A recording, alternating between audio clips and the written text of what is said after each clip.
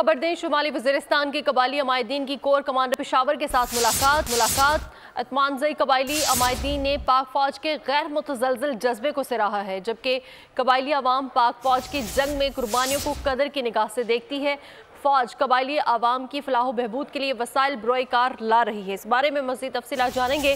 नुमाइंदा खुसूसी सलमान अमान हमारे साथ मौजूद है। जी सलमान, बताइएगा।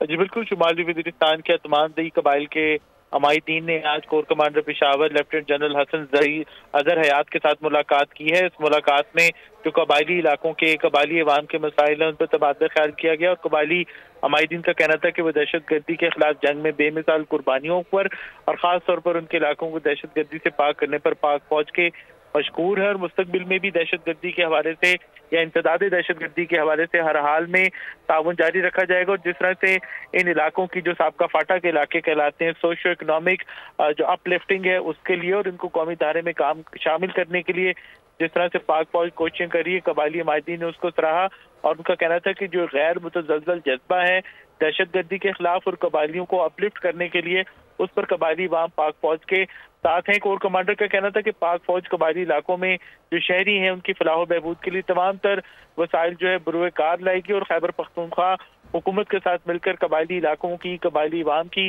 तरक्की के लिए कोशिश करेगी और ख़ास तौर पर जो इंटरनली डिस्प्लेस पर्सन हैं यानी वो शहरी जो कि दहशत गर्दी के खिलाफ जंग में बेघर हुए थे। बहुत शुक्रिया। सब्सक्राइब करें और बेल दबाएं ताकि कोई खबर रह न जाए।